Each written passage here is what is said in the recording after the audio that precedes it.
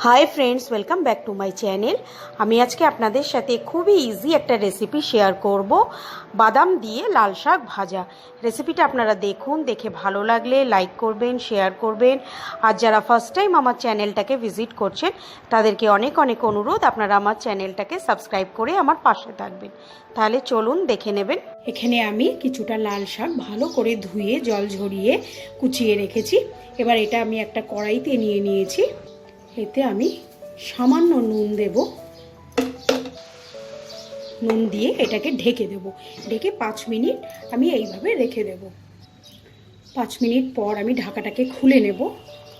দেখুন শাকের থেকে আমার কতটা পরিমাণে জল বেরিয়েছে আর শাকটাও মজে গেছে।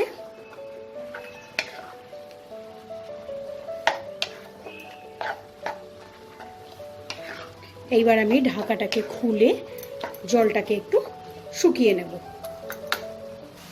শাকের থেকে আমার জলটা শুকিয়ে গেছে। এবার আমি শাকটাকে নাবিয়ে রাখবো। লাল শাকটাকে নাবিয়ে নিয়েছি। এবার আমি একটা কড়াই গরম করে এতে সামান্য একটু সর্ষের তেল ভালো করে গরম করে নেব। তেলটা গরম হয়ে গেছে। এতে আমি এবার অল্প একটু চিনে বাদাম ভালো করে লাল করে ভেজে নেব।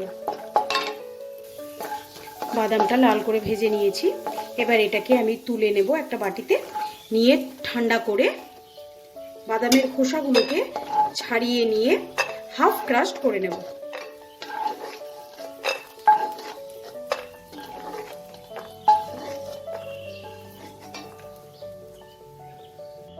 এবার যা তেল আছে এতে আমার আর তেল দেওয়ার প্রয়োজন নেই। এটাতে আমি একটা গোটা শুকনো লঙ্কা মাঝখান থেকে ফালা করে দিয়ে দিলাম।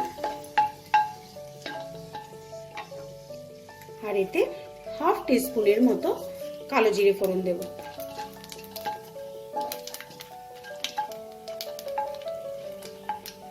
ফোড়নটা থেকে আমার খুব সুন্দর একটা ভাজা ভাজা গন্ধ বেরিয়ে গেছে।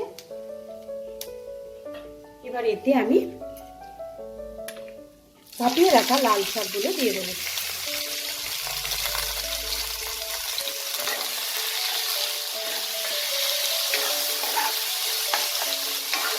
আমি লাল শাকটা নুন দিয়েই ভাপিয়েছিলাম, তার জন্য নুনটাকে টেস্ট করে যদি প্রয়োজন হয় তাহলে দেব।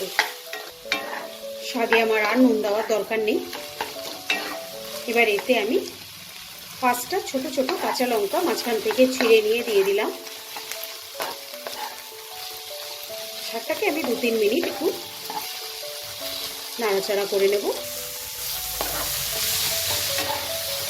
এতে আমি এবার হাফ ক্রাশ করা ভেজে রাখা বাদামগুলো দিয়ে দেবো।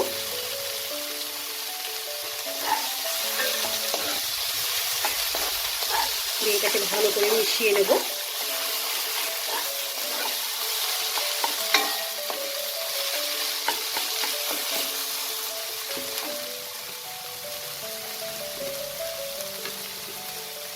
সবটা আমার যখন রেডি হয়ে আসবে তখন এতে আমি 2 টেবিল স্পুনের মতো গোটা পোস্ত ছড়িয়ে দেব।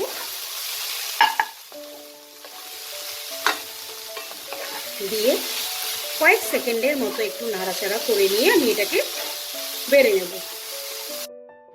তৈরি হয়ে গেল বাদাম দিয়ে লাল শাক ভাজা। এটা আপনারা গরম গরম ভাতের সাথে সার্ভ করবেন। রেসিপিটা দেখে বাড়িতে ট্রাই করে কমেন্ট করে লিখে জানাতে ভুলবেন না। আজকের মতো বিদায় জানাচ্ছি। আবার আসবো নতুন কোনো এক রেসিপি নিয়ে। বাই।